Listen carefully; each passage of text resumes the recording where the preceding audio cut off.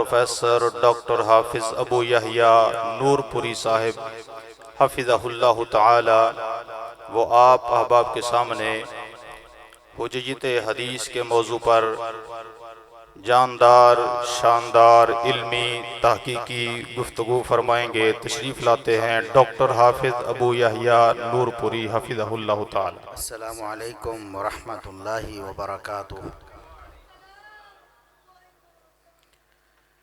ان الحمد للہ نحمده ونستعینه ونستغفره ونعوذ باللہ من شرور انفسنا ومن سیئات اعمالنا، من يهده الله فلا مضل له ومن يضلل فلا هادي له، اشهد ان لا الہ الا اللہ وحدہ لا شریک له واشهد ان محمدا عبده ورسوله۔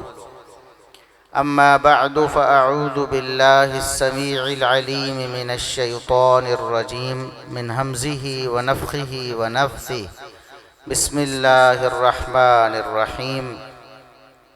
وما كان لمؤمن ولا مؤمنة إذا قضى الله ورسوله أمرا أن يكون لهم الخيرة من أمرهم، ومن يعص الله ورسوله فقد ضل ضلالا مبينا۔ انتہائی قابل احترام سامعین و سامعات، معزز شیوخ کرام، عزیز طلبہ، اللہ کے رسول صلی اللہ علیہ وسلم کو اللہ رب العزت نے مبعوث فرمایا۔ اس بعثت کا مقصد اللہ رب العزت نے قرآن کریم میں بیان فرمایا، اور رسول اکرم صلی اللہ علیہ وسلم نے اپنے فرامین میں بھی اپنی بعثت کا مقصد کئی بار بیان فرمایا۔ تو کتاب و سنت میں محمد الرسول اللہ صلی اللہ علیہ وسلم کی بعثت کا مقصد وہ اللہ رب العزت کی وحی کا ابلاغ ہے۔ آپ صلی اللہ علیہ وسلم ساری زندگی اللہ رب العزت کی نازل کردہ وحی کی تبلیغ فرماتے رہے۔ اللہ رب العزت نے ارشاد فرمایا، یا ایھا الرسول بلغ ما انزل الیک، اے میرے رسول صلی اللہ علیہ وسلم، آپ اپنے رب کی طرف سے نازل کردہ وحی کی تبلیغ فرما دیجئے۔ اور اللہ رب العزت کی نازل کردہ وحی کی تبلیغ میں آپ کی طرف سے کوئی کوتاہی برداشت نہیں۔ اگر آپ نے ایک بات بھی اللہ رب العزت کی وحی میں سے چھپا لی اور آگے بیان نہ کی تو فما بلغت رسالتہ، گویا آپ نے پھر پوری نبوت و رسالت کو ہی چھپا لیا، آپ نے کسی چیز کی کوئی تبلیغ نہیں کی۔ اس لیے رسول اکرم صلی اللہ علیہ وسلم اللہ رب العزت کی نازل کردہ وحی کی تبلیغ پوری دیانت و امانت کے ساتھ کرتے رہے، اور یہی آپ صلی اللہ علیہ وسلم کا فرض منصبی تھا۔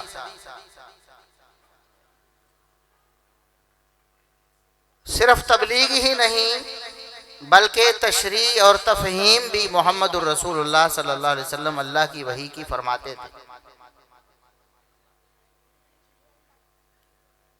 آپ صلی اللہ علیہ وسلم کی بعثت کا یہ مقصد بھی اللہ رب العزت نے قرآن کریم میں بیان فرمایا۔ فرمایا وَأَنزَلْنَا إِلَيْكَ الذِّكْرَ لِتُبَيِّنَ لِلنَّاسِ مَا نُزِّلَ إِلَيْهِمْ وَلَعَلَّهُمْ يَتَفَكَّرُونَ۔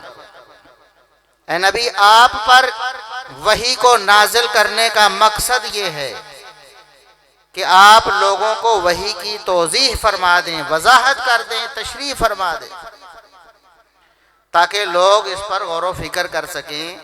آپ صلی اللہ علیہ وسلم کی تشریح اور تبیین کے بغیر اللہ کی وحی پر غور و فکر نہیں ہو سکتا۔ یہی وجہ ہے کہ صحابہ کرام رضوان اللہ علیہم اجمعین باوجود خالص عرب ہونے کے، جس زمین پر وحی کی ابتدا ہوئی ہے، نزول وحی کا آغاز ہوا ہے، وہ خالص عرب کی سرزمین ہے، جو ابتدائی طور پر سامعین تھے، مخاطبین تھے، وہ سارے کے سارے خالص عرب تھے۔ یہ تو بہت بعد میں ہوا، جب اسلام پوری دنیا میں پھیلنے لگا تو دور دراز سے لوگ جو کہ عرب نہیں تھے، عجم تھے، وہ بھی اسلام کے دامن میں آنے لگے۔ لیکن جب وحی کا آغاز ہوا اس وقت وحی کے مخاطبین صرف خالص عرب تھے،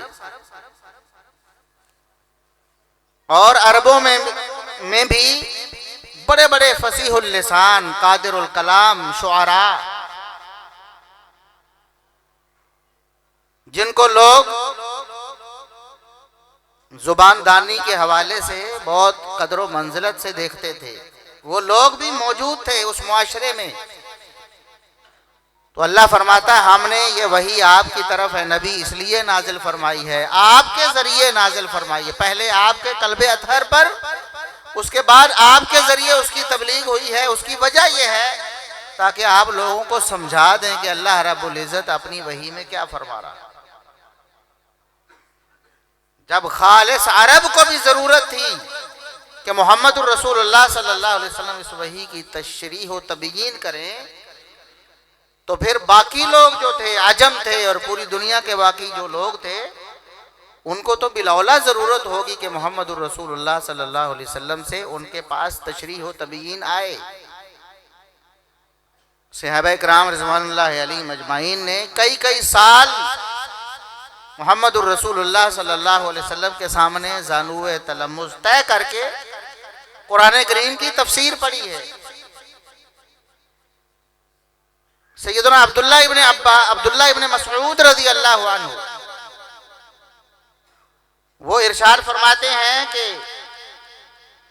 نبی کریم صلی اللہ علیہ وسلم نے اللہ کی وحی کی جو تبلیغ فرمائی اور پھر اس کی جو تشریح اور تبیین فرمائی، قرآن کریم کی ساری تفسیر میرے پاس ہے، اور اگر مجھے پتا چلے کہ کسی آیت کی کوئی تفسیر ایسی ہے جو محمد الرسول اللہ صلی اللہ علیہ وسلم نے فرمائی ہے اور عبداللہ ابن مسعود کے پاس نہیں ہے، تو مجھے جتنا بھی سفر طے کرنا پڑے میں جا کر اس تفسیر کو حاصل کروں گا، کہ محمد الرسول اللہ صلی اللہ علیہ وسلم کی تفسیر کے بغیر قرآن کو سمجھنا ممکن نہیں۔ اس لیے قرآن کریم صرف کوئی شخص یہ کہتا ہے کہ میں صرف قرآن کریم کو سمجھوں گا اور صرف قرآن کریم پر عمل کروں گا، رسول اللہ صلی اللہ علیہ وسلم کی حدیث کی مجھے ضرورت نہیں، ایسا شخص حقیقت میں قرآن کریم کا بھی منکر ہے۔ اس کے لیے قرآن کریم پر عمل کرنا قطعاً ممکن ہے۔ اور رسول اللہ صلی اللہ علیہ وسلم کی حدیث، آپ کی تبیین جو ہے، دین کی جو تفہیم ہے، اس کو ہم حدیث بھی کہہ دیتے ہیں، اس کو ہم سنت بھی کہہ دیتے ہیں۔ قرآن کریم کی جو تشریح ہے وہ کئی قسم کی ہے، قولاً و عملاً و تقریراً۔ رسول اللہ صلی اللہ علیہ وسلم نے بول کر بھی قرآن کی تفسیر فرمائی ہے، عمل کر کے بھی قرآن کی تفسیر فرمائی ہے۔ سبحان ربی الاعلی، سبحان ربی العظیم، ہم رکوع سجدے میں پڑھتے ہیں نا،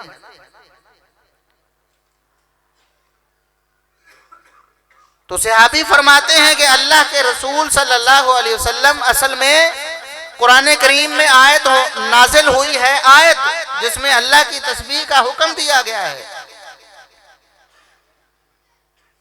اذا جاء نصر اللہ والفتح ورأيت الناس يدخلون في دين الله افواجا فسبح بحمد ربك واستغفر انه كان توابا۔ اللہ نے اپنی تسبیح کا حکم دیا تو اللہ کے رسول صلی اللہ علیہ وسلم اس کے بعد رکوع میں سبحان ربی العظیم کہہ کر اللہ کے اس فرمان پر عمل کرتے تھے، اور سجدے میں سبحان ربی الاعلی کہہ کر اللہ کے اس فرمان پر عمل کرتے تھے۔ یہ آپ صلی اللہ علیہ وسلم کا عمل مبارک ہے، لیکن قرآن کریم کی آیت کی تعمیل ہے کہ اس آیت کا کیا مطلب ہے، اس پر عمل کیسے کرنا ہے۔ اور اللہ رب العزت کی وحی وہ قرآن کریم کی صورت میں بھی نازل ہوتی تھی اور رسول اللہ صلی اللہ علیہ وسلم کی حدیث کی صورت میں بھی نازل ہوتی تھی۔ قرآن کریم میں کئی ایسے مقامات ہیں جن میں دو ٹوک طور پر اللہ کے رسول صلی اللہ علیہ وسلم پر قرآن کے علاوہ وحی نازل ہونے کو بیان کیا گیا۔ لہٰذا جو کہتا ہے کہ میں قرآن کو مانتا ہوں وہ لازمی طور پر رسول اللہ صلی اللہ علیہ وسلم کی حدیث کو مانے گا، ورنہ حقیقت میں قرآن کا بھی منکر ٹھہرے گا۔ سورہ حشر میں اللہ رب العزت نے ارشاد فرمایا ما قطعتم من لینۃ او ترکتموها قائمۃ علی اصولها فباذن اللہ۔ اے نبی، آپ نے جو درخت کھجوروں کے کاٹ دیے، ان کے تنے کاٹ دیے، درخت اکھیڑ دیے، باغوں کو اجاڑ دیا، اور جو درخت آپ نے چھوڑ دیے فباذن اللہ، یہ سارا کچھ آپ نے درخت کاٹنے والا عمل بھی اللہ کے حکم سے کیا ہے اور چھوڑنے والا حکم کا عمل بھی آپ نے اللہ کے حکم سے کیا ہے۔ قصہ دراصل یہ ہے کہ غزوہ احزاب کے موقع پر، بلکہ اس سے پہلے یہود کے ساتھ رسول اللہ صلی اللہ علیہ وسلم کا چونکہ معاہدہ ہو گیا تھا مدینہ میں آ کر، تو یہود کے کچھ قبائل نے رسول اللہ صلی اللہ علیہ وسلم سے بدعہدی کی۔ آپ صلی اللہ علیہ وسلم نے ان کا محاصرہ کیا، اور محاصرہ کرنے کے لیے بنو نذیر کا محاصرہ کرنے کے لیے ضروری تھا کہ کچھ درخت درمیان میں جو آ رہے تھے ان کو کاٹا جائے تاکہ محاصرے کو مضبوط کیا جائے، ان کو اچھی طرح قابو کر لیا جائے، نکلنے کا راستہ نہ چھوڑا جائے۔ تو آپ صلی اللہ علیہ وسلم نے وہ درخت جو اس درمیان میں رکاوٹ بن رہے تھے، محاصرے کو کمزور کر رہے تھے، ان کو ختم کر دیا۔ تو آپ صلی اللہ علیہ وسلم کے دشمنوں نے یہ شور اٹھایا کہ دیکھو یہ کیسا نبی ہے، نبی ہونے کا دعوے دار ہے اور قدرتی وسائل کو ضائع کر رہا ہے، دشمنی ہے یہودیوں سے، اکھیڑے درخت جا رہے ہیں، یہ کیا بات ہے؟ گویا کہ آپ صلی اللہ علیہ وسلم کی دانش مندی پر بھی، اور آپ صلی اللہ علیہ وسلم کی دیانت و امانت پر بھی، اور آپ صلی اللہ علیہ وسلم کی امن پسندی پر بھی یہ سوال اٹھایا گیا۔ اس کا جواب اللہ رب العزت نے قرآن میں نازل فرمایا کہ اے نبی، آپ کیوں پریشان ہوتے ہیں؟ ان کو بتائیں کہ میں نے جو درخت کاٹے ہیں میں نے اپنے رب کے حکم پہ کاٹے ہیں، جو چھوڑے ہیں اپنے رب کے حکم پہ چھوڑے۔ معلوم کیا ہوا؟ قرآن کریم میں اللہ نے فرمایا کہ میں نے اپنے نبی کو حکم دیا تھا کہ اے نبی، یہ درخت جو آڑے آ رہے ہیں ان کو کاٹ دے۔ اب پورے 30 پاروں میں اللہ کا یہ حکم کہیں نازل ہوا ہمیں دکھائی نہیں، کسی صورت میں، کسی آیت میں۔ اللہ فرماتا میں نے حکم دیا ہے، محمد رسول اللہ صلی اللہ علیہ وسلم نے اس حکم پر عمل کیا ہے، لیکن وہ حکم قرآن میں کہاں ہے؟ وہ اس کا مطلب ہے صاف طور پر اللہ کا قرآن بھی بتاتا ہے کہ میں قرآن کے علاوہ بھی اپنے نبی صلی اللہ علیہ وسلم پر وحی نازل کرتا ہوں۔ میرے پاس وقت بہت کم ہے، ورنہ اس طرح کی اور مثالیں پیش کی جا سکتی ہیں، میں اپنے موضوع کو آگے لے کے چلنا چاہتا ہوں۔ جب یہ ثابت ہو گیا کہ قرآن کریم کو ماننا بھی مشروط ہے رسول اللہ صلی اللہ علیہ وسلم کی حدیث کو ماننے سے، وحی قرآن کی صورت میں بھی نازل ہوتی ہے جس کو ہم وحی جلی کہتے ہیں، اور وحی حدیث کی صورت میں بھی نازل ہوتی ہے جس کو ہم وحی خفی کہتے ہیں، تو لہٰذا حدیث کا انکار کرنا دراصل قرآن کا انکار۔ اب کچھ لوگ ایسے آئے جنہوں نے دیکھا کہ صاف طور پر ہم اگر کہیں کہ ہم حدیث کو نہیں مانتے، قرآن کریم کی اتنی آیات ہیں، ویسے تو ایسے سر پھرے بھی آئے ہیں۔ خود ہمارے بر صغیر میں غلام احمد پرویز دیکھیں، اور اس طرح کے اور بھی لوگ ہیں جنہوں نے صاف طور پر کہا کہ قرآن یہ حدیث کی ہمیں ضرورت ہی نہیں ہے، بلکہ نعوذ باللہ انہوں نے کہا کہ جس طرح ڈاکیا ایک پیغام لے کے آتا ہے، اس کو آپ کے خط سے کوئی سروکار، خط میں کیا ہے وہ آپ نہیں پڑھنا ہے، آج بھی کچھ لوگ اسی ذہنیت کے موجود ہیں کہ قرآن کریم ہمارے پاس آ گیا ہے، بس ہم نے اس کو پڑھنا اور خود ہی سمجھنا ہے۔ محمد الرسول اللہ صلی اللہ علیہ وسلم لے کے آئے ہیں، بس اس کا کام یہ تھا کہ ہم تک یہ پیغام پہنچاتے، بس۔ نعوذ باللہ، رسول اللہ صلی اللہ علیہ وسلم کو ڈاکیے سے تشبیہ دی کہ ایک ڈاکیہ جس طرح خط لے کے آتا ہے، بس۔ آج بھی کچھ لوگ ایسے موجود ہیں، لیکن امت کا ایک بڑا طبقہ اس بات پہ راضی نہیں ہوا کہ رسول اللہ صلی اللہ علیہ وسلم کو یہ مقام دیا جائے۔ تو لہٰذا کچھ گمراہوں نے پھر ایک اور طریقہ اختیار کیا کہ ہم بھی حدیث کو مانیں گے، لیکن جو عقل پر آئے گی، جو عقل پہ نہیں آتی اس کو کیسے مانیں گے؟ عقل کے خلاف کیسے ہم مان سکیں؟ ویسے تو قرآن کریم بھی بہت سارے جو آخرت کے متعلقہ مقامات ہیں قرآن کریم کے، ہماری عقل میں کہاں آتے ہیں دنیا میں رہ کر؟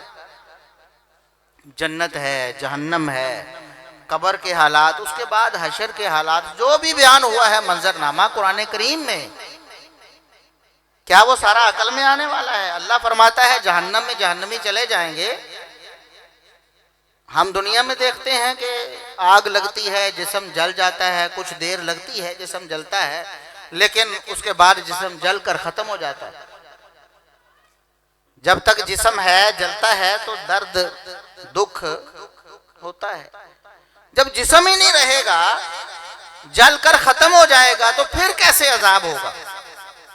تو اللہ رب العزت نے اس اشکال کا جواب دیا ہے کہ جب جہنمیوں کے جسم جلیں گے نا جہنم میں، وہ چونکہ ہمیشہ ہمیشہ کے لیے جہنم میں چلے گئے ہیں، کفار ہیں، مشرکین ہیں، ملحدین ہیں، اب واپسی کا تو کوئی راستہ نہیں، اب ہمیشہ ہمیشہ جہنم میں رہنا ہے۔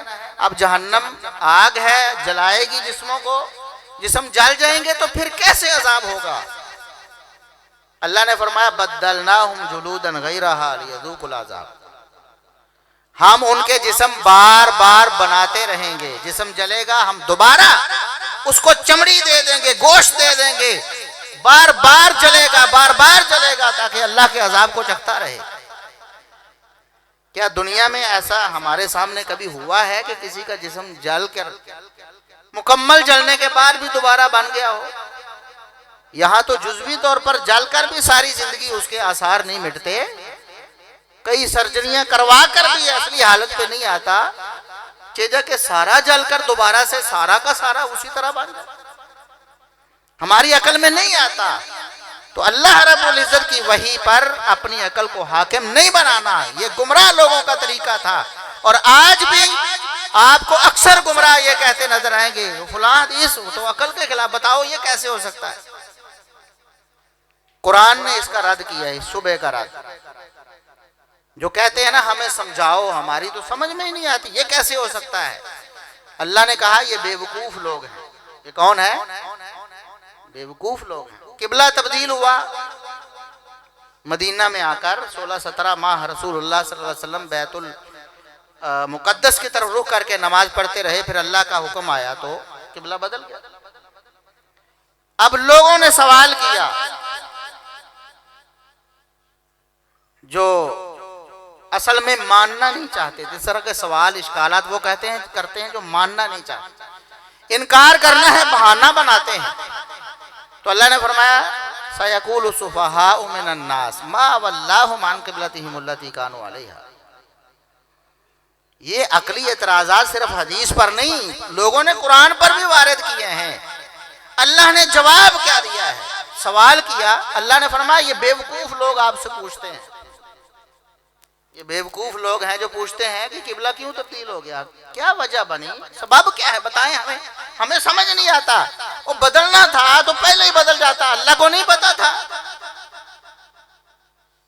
اللہ کو تو پتا تھا نا، اللہ شروع سے ہی قبلہ وہ رکھتا۔ محمد الرسول اللہ صلی اللہ علیہ وسلم کی بعثت ہوئی تھی تو قبلہ بیت اللہ ہی ہوتا، بدلتا ہی نہ، بیت المقدس کی طرف رخ ہی نہ کرتے۔ یہ کیا بات ہوئی، ہماری سمجھ میں نہیں آ رہی۔ اللہ نے کیا فرمایا قرآن کریم میں؟ وَمَا جَعَلْنَا الْقِبْلَةَ الَّتِي كُنْتَ عَلَيْهَا إِلَّا لِنَعْلَمَ مَن يَتَّبِعُ الرَّسُولَ مِمَّن يَنقَلِبُ عَلَىٰ عَقِبَيْهِ۔ فرمایا اس کی لاجک کیا ہے؟ لاجک لوگ پوچھتے ہیں نا، لاجک بتائیں، لاجک اللہ نے فرمایا اس کی لوجک کیا ہے، ہم نے قبلہ کیوں بدلا ہے، تبدیلی کی وجہ کیا ہے؟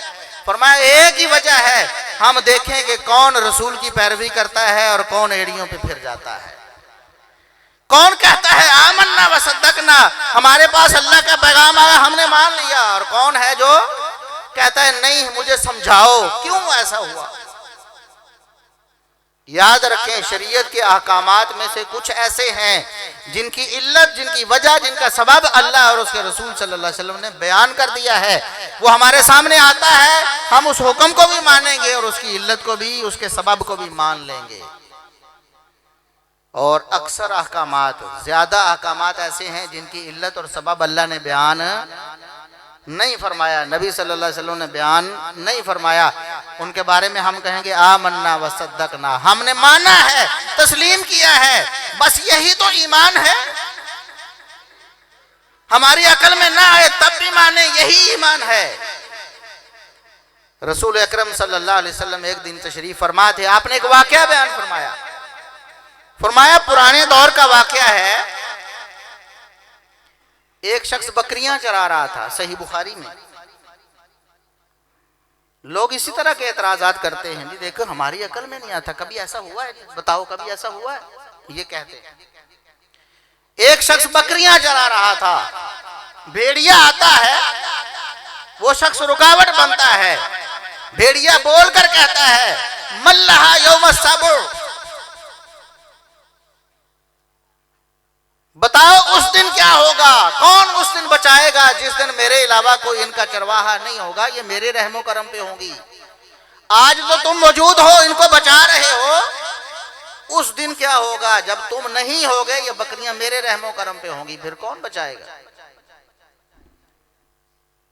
آپ نے اس کے ساتھ ایک اور بات ارشاد فرما دی، فرمایا اسی طرح ایک شخص اپنی گائے کو لے کر جا رہا تھا، اس کے اوپر وہ اس کی پیٹھ پر بیٹھ گیا، اس نے کہا چلو جا رہے ہیں تو سواری بھی کر لیں۔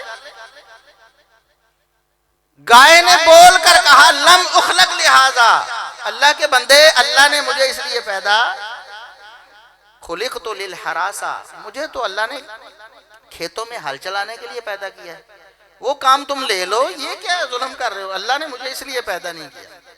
گائے نے بول کر کہا۔ آپ صلی اللہ علیہ وسلم نے یہ واقعہ سنایا، لوگ بیٹھے ہوئے سن رہے ہیں، کچھ لوگوں نے کہا سبحان اللہ، سبحان اللہ، کبھی ایسا بھی ہوا ہے، کبھی بھیڑیا بھی بولا ہے، کبھی گائے بھی بولی ہے، ایسا تو ہوتا ہی نہیں۔ محمد الرسول اللہ صلی اللہ علیہ وسلم نے کیا سبق فرمایا، فَأَنَا أُؤْمِنُ بِهِ وَأَبُو بَكْرٍ وَعُمَرٍ، لوگو تم میرے دیے ہوئے احکامات کو یا دی ہوئی خبروں کو،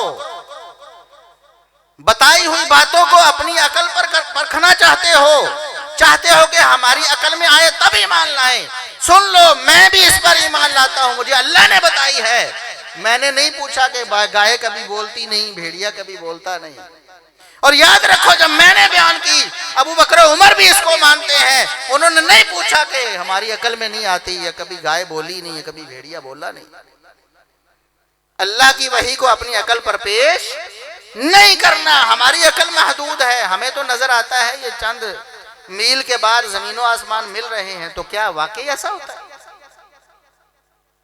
نہیں، ہماری عقل تو محدود ہے، صبح کچھ سوچ رہی ہوتی ہے، شام کو اس کے الٹ ہو چکی ہوتی ہے، ہماری سوچ فکر بدلتی رہتی ہے، متغیر ہے، بچپن میں کوئی اور سوچے ہیں، جوانی میں کچھ اور ہے، بڑھاپے میں کچھ اور ہیں، منصوبے بدلتے ہیں ہمارے، صبح شام دن رات، ہر سال ہر مہینے، جن کو ہم اپنا بدترین دشمن سمجھتے ہیں، حقیقت میں ہمارے بدترین، وہ ہمارے بہترین خیر خواہ نکلتے ہیں۔ ہماری عقل کا کیا اعتبار؟ اس عقل پر ہم اللہ کی وحی کو پرکھیں اور اس کو معیار بنا کر اللہ کی وحی کا انکار کر دیں۔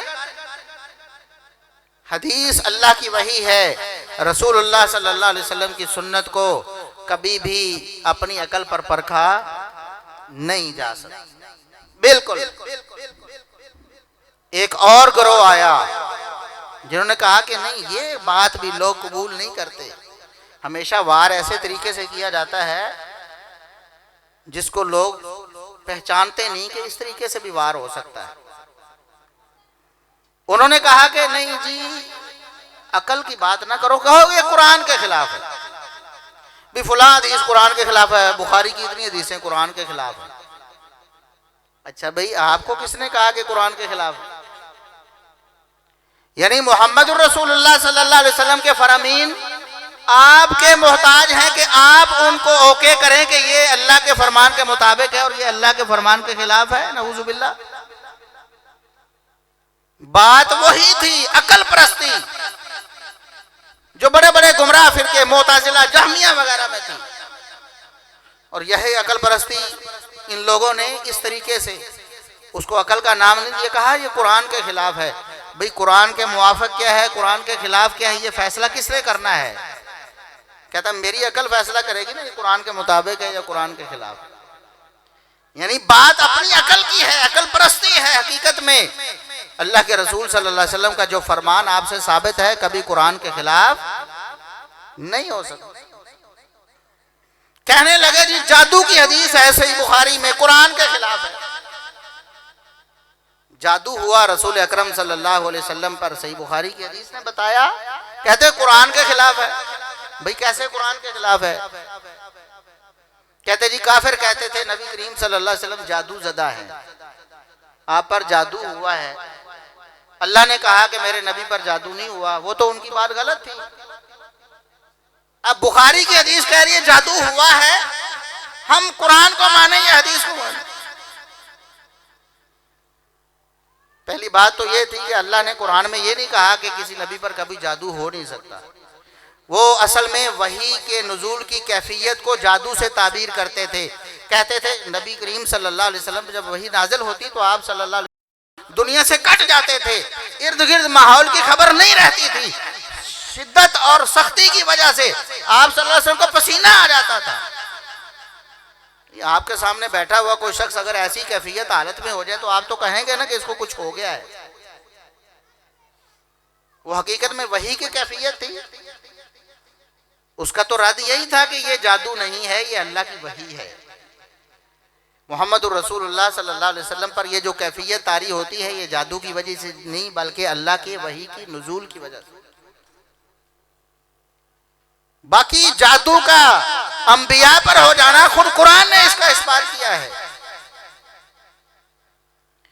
اللہ نے قرآن کریم میں موسیٰ علیہ السلام کا واقعہ بیان کیا نا، کہتے ہیں نا یہ عصمت انبیاء کے خلاف ہے، جادو والی حدیث عصمت انبیاء کے خلاف ہے، یعنی کسی نبی کی عصمت پر یہ دبا ہے نعوذ باللہ کہ اس پر جادو ہو جائے، یہ اس کی عصمت کو خراب کرنے والی بات ہے۔ اللہ رب العزت نے موسیٰ علیہ السلام کا واقعہ بیان فرمایا قرآن کریم میں کئی جگہ پر جادوگروں کے ساتھ، فرمایا کہ جب جادوگروں نے اپنی رسیاں پھینکیں، وہ حقیقت میں جو رسیاں تھیں لوگوں کی نظروں میں کیا بن گئے؟ سانپ بن گئے۔ کیا بن گئے؟ سانپ بن گئے۔ اللہ نے قرآن میں فرمایا فَسَحَرُوا أَعْيُنَ النَّاسِ، انہوں نے لوگوں کی آنکھوں پر جادو کر دیا تھا۔ حقیقت میں رسیاں تھیں لیکن لوگوں کو کیا نظر آ رہی تھی؟ جادو کے اثر کی وجہ سے رسیاں کیا نظر آ رہی تھی؟ سانپ۔ تو موسیٰ علیہ السلام کو وہ رسیاں کیا نظر آ رہی تھی؟ سانپ۔ اس لیے موسیٰ علیہ السلام ڈر کے پیچھے ہٹے ہیں۔ اللہ نے فرمایا لا تخف، موسیٰ ڈرو نہیں، موسیٰ ڈرو نہیں، ڈرو نہیں، یہ حقیقت میں رسیاں ہیں، یہ سانپ نہیں ہیں۔ اور دوسرے مقام پہ آیا کہ موسیٰ علیہ السلام کو گمان ہوا من سحرہم، ان کے جادو کی وجہ سے موسیٰ علیہ السلام کو یہ لگا کہ یہ سانپ ہیں، یعنی جادو کا اثر موسیٰ علیہ السلام کی آنکھوں پہ ہو گیا۔ تو عصمت انبیاء کے خلاف نہیں ہوا، یا تو کہو قرآن نعوذ باللہ عصمت انبیاء کے خلاف ہے، اس کا بھی انکار کر دو۔ حدیث میں یہی بات آئے، صحیح بخاری میں جب نبی کریم صلی اللہ علیہ وسلم پر جادو کے اثر ہونے کا تذکرہ ہے بالکل سیم یہی الفاظ ہیں فَخُيِّلَ إِلَيْهِ، آپ صلی اللہ علیہ وسلم کو بھی جادو کی وجہ سے یہ خیال ہوتا تھا شاید میں نے یہ کام کیا ہے حالانکہ آپ نے وہ کام نہیں کیا ہوتا. بس اتنی سی بات ہے. باقی وحی کے نزول کے بارے میں اللہ نے گارنٹی دے دی, ضمانت دے دی, اِنَّا نَحْنُ نَزَّلْنَا الذِّكْرَ وَإِنَّا لَهُ لَحَافِظُونَ. اس وحی کو ہم ہی نازل کرنے والے ہیں اور اس کی حفاظت بھی ہمارے ذمے ہے. اس میں اللہ رب العزت نے کوئی خلل نہیں آنے دیا. بیماری کا یہ جو دورانیہ ہے اور یہ جو اثر ہے, اس سے اللہ کی وحی متاثر نہیں ہوئی. ایک جسمانی عارضہ ضرور بن گیا, تکلیف ضرور ہوئی آپ صلی اللہ علیہ وسلم کو اس عرصے میں, پھر اللہ رب العزت نے اس کو بھی دور فرما دیا. تو کہتے ہیں کہ حدیث قرآن کے خلاف ہے, لہٰذا ہم نہیں مانیں گے. اس کا فیصلہ کون کرے گا؟ جس بات کو انہوں نے کہا قرآن کے خلاف ہے, حقیقت میں وہ بات قرآن کریم میں مذکور ہوتی. گویا کہ یہ انکار قرآن ہے. انکار حدیث اصل میں انکار قرآن ہے, ورنہ کون کہہ سکتا ہے؟ اللہ رب العزت نے فرمایا یا ایھا الذین آمنوا اطیعوا اللہ واطیعوا الرسول, اور یہ بہت سے مقامات پر اللہ کی اطاعت کرو اور رسول صلی اللہ علیہ وسلم کی اطاعت کرو. اللہ کی بات ماننی ہے, رسول اللہ صلی اللہ علیہ وسلم کی بات ماننی. کیا کوئی کہہ سکتا ہے کہ رسول اکرم صلی اللہ علیہ وسلم نے ساری زندگی قرآن کے علاوہ کوئی بات کی نہیں؟ کوئی کہہ سکتا ہے عقل مند بندہ؟ ابھی قرآن کی تفسیر پڑھائی ہے تو وہ بھی تو قرآن کے علاوہ ہی تھی نا. دیگر احکامات ارشاد فرمائے حلت و حرمت کے.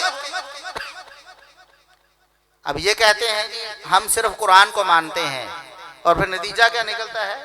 ادھر لاہور کا ایک پروفیسر تھا, ایک بڑی یونیورسٹی میں, سرکاری یونیورسٹی میں, وہ فیس بک پہ اس طرح کی باتیں کرتا تھا. میں نے اس سے 2-4 دفعہ کہا کہ اگر آپ کہتے ہیں کہ قرآن کے علاوہ کوئی وحی نہیں ہے, صرف قرآن کو ماننا ہے, پھر تو آپ کے نزدیک کتا بھی حلال ہوگا, گدھا بھی حلال ہوگا, گھریلو گدھا, بلّا بھی, یہ سب باقی چیزیں بھی. پہلے ٹال مٹول کرتا رہا, ایک دن وہ پھنس گیا. کہتا ہے کہ ہاں میں اس بات کو مانتا ہوں کہ خنزیر کے علاوہ کوئی جانور حرام.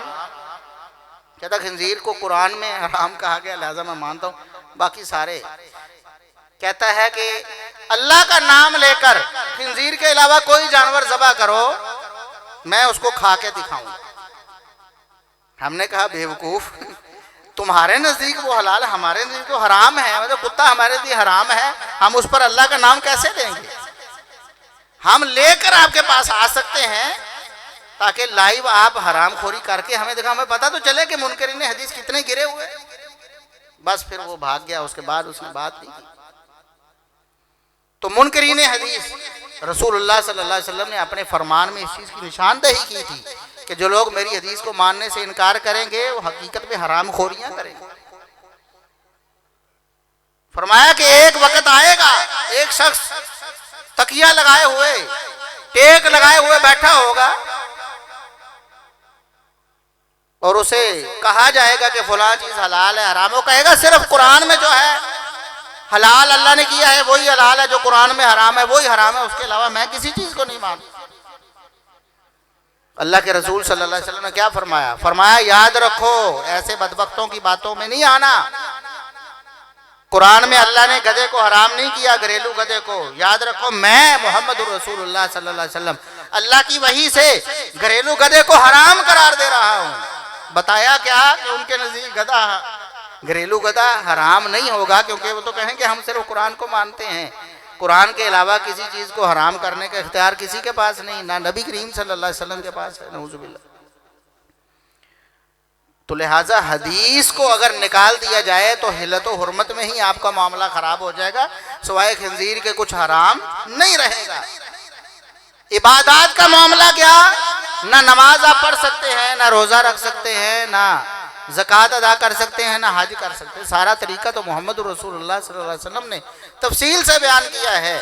اس لیے جو حدیث کے منکر ہیں ان کے کئی گروہ ہیں, کئی تو 5 نمازوں کو ڈٹائی سے مان لیتے ہیں, ویسے ان کے پاس دلیل کوئی نہیں. مان لیتے ہیں کہ چلو 5 نمازیں ہیں. وہ کیسے 5 نمازیں؟ اس طرح ہے جی سارے مسلمان شروع سے 5 نمازیں پڑھتے ہیں, لہٰذا ہم بھی 5 حدیث کی وجہ سے نہیں, عمل چلا آ رہا ہے.